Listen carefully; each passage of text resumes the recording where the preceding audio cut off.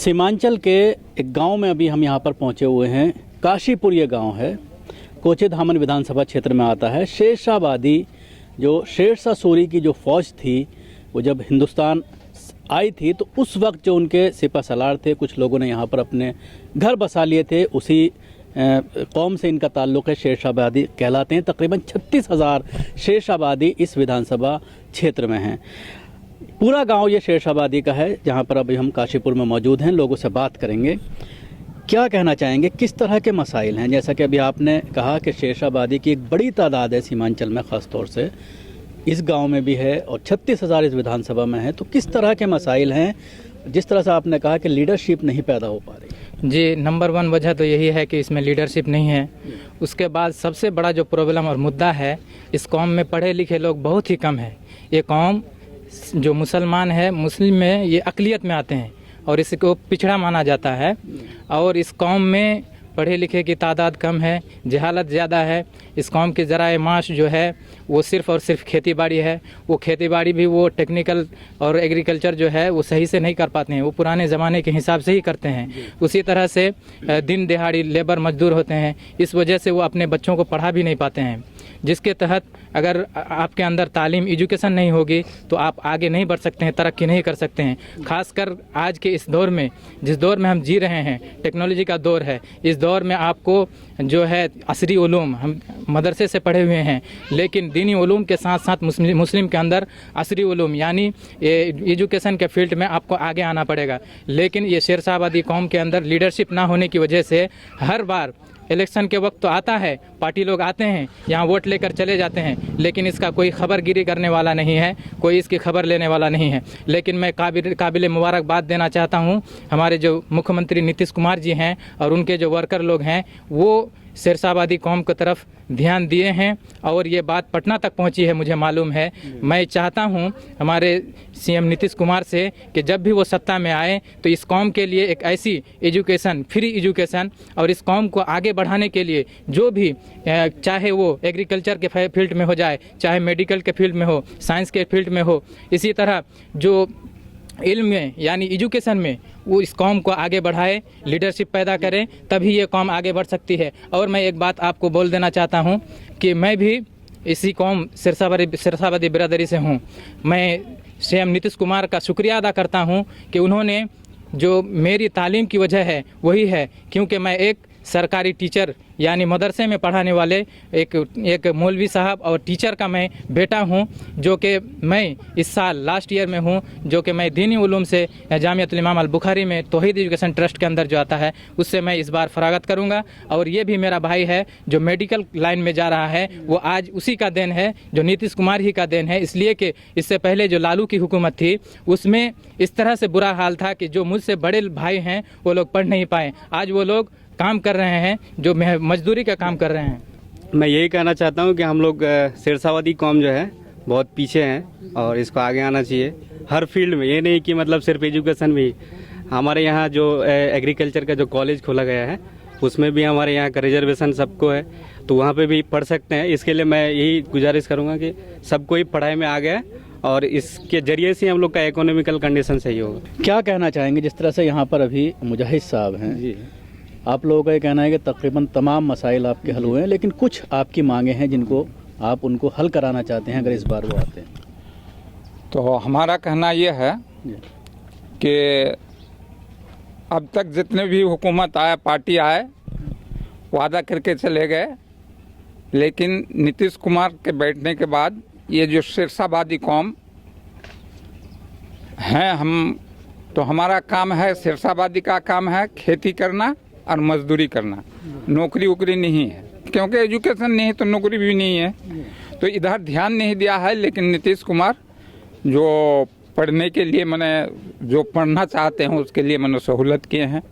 और मदरसा जो अकलियती ये है, यानी कांग्रेस के ज़माना में गया गुजरा था, लालू प्रसाद के ज़माने में गया गुजरा था, वादा करके मैंने जितना ज़्यादा दिया था उसको रिकवरी कर लिया मुखित। लेकिन नीतीश कुमार ने लिखित एक मैंने ये जो एजेंडा पास किया, जो अभी स्कूल अदर इदारा का या स्कूल के बराबर मैंने अभी ये हो रहा है। तो इसका बहुत बहुत शुक्रिया अदा करता हूँ। न्यूज़ मैक्स की टीम सीमांचल पहुंच गई है। कूचाधामन विधानसभा क्षेत्र में हम इस वक्त मौजूद हैं। तीसरे फेज में यहाँ पर इलेक्शन है। 7 तारीख को वोटिंग होनी है। हमारे साथ गांव में हम मौजूद हैं। काफ़ी तादाद में लोग हमारे साथ मौजूद हैं। हम बात करेंगे कि किन मुद्दों पर ये चुनाव होने जा रहा है और सीधा जिस तरह से MIM को ये बताया जाता है कि इस इलाके में काफ़ी सक्रिय है, तो ग्राउंड की क्या रिपोर्ट है जानने के लिए न्यूज़ मैक्स की टीम पहुंची है। हम लोगों से बात करेंगे, क्या कहना चाहेंगे, क्या मुद्दे हैं यहाँ के लोकल और क्या माहौल चल रहा है इलेक्शन। देखिए, यहाँ के लोग विकास के साथ खड़े हैं हर वक्त, और जो बिहार के विकास पुरुष हैं नीतीश जी हैं, और यहाँ के लोकल विधायक मास्टर मुजाहिद आलम है। लोग उन्हीं के साथ खड़े रहेंगे। यही हम जो देख रहे हैं इस इलाके में, सब कोई मास्टर मुजाहिद के साथ ही हैं और इंशाल्लाह रहेंगे और विकास के साथ ही खड़े रहेंगे। जिस तरह से ओवैसी साहब पिछले 1 हफ्ते से इस इलाके में हैं और लगातार रैलियां कर रहे हैं, काफ़ी तादाद में लोग उनकी रैलियों में पहुंच रहे हैं, तो कितना प्रभाव उसका देख रहे हैं। देखिए, जहाँ तक प्रभाव की बात है ओवैसी साहब की, वो अच्छे बोलते हैं और उसका बोलना ही मतलब लोगों को अच्छा लगता है। यही सुनने के लिए लोग जाते हैं और कुछ नहीं, सुन के आ जाते हैं। लेकिन वोट जो है विकास के नाम पर होगा। विकास किए हैं नीतीश कुमार। बिहार बहुत पिछड़ापन था। नीतीश कुमार ने चाहे एजुकेशन के मामले में हो, आपको दिखाई पड़ेगा इस गांव में कुछ नहीं था, लेकिन एक मिडिल स्कूल भी दिया है, बहुत सारा चीज़ दिया है। तो हम लोग जो है विकास के मुद्दे पर ही वोट करेंगे और यहाँ के अवाम भी करेंगे। है बहुत सारी चीज़ की कमी है, एक दिन में नहीं होगा, उसको मौका दिया गया, बहुत कुछ किया और इंशाल्लाह करेंगे। हम लोग को उम्मीद है कि नीतीश कुमार के अंदर भेदभाव नहीं है, हर जात हर समुदाय के लोगों को लेकर वो काम करते हैं और इंशाल्लाह करेंगे भी आने वाला दिन में। इसलिए हम लोग विकास के मुद्दे पर ही इस बार मास्टर मुजाहिद साहब को हम लोग फिर वोट करेंगे। जिस तरह से रोज़गार का मुद्दा एक बड़ा मुद्दा इस इलेक्शन में बन गया है, ख़ासतौर से तेजस्वी उस मुद्दे को उठा रहे हैं।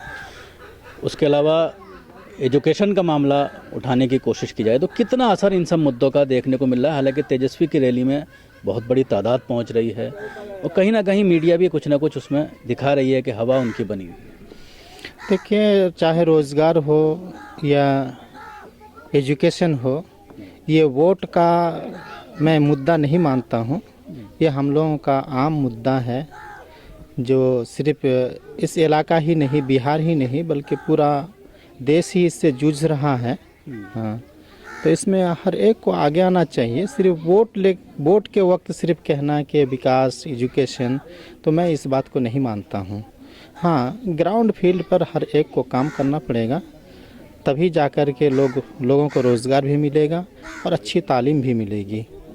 बदलाव का नारा जिस तरह से दिया जा रहा है कि 15 साल नीतीश कुमार को हो गए, अब बदलना चाहिए। नहीं, अब बदलाव का तो बात चल रही है, ठीक है, लेकिन अभी नीतीश सरकार को जो जितने काम किए हैं, हाँ, लोगों के सामने सारा काम जो है लोग देख रहे हैं और लोग उससे फ़ायदा भी उठा रहे हैं।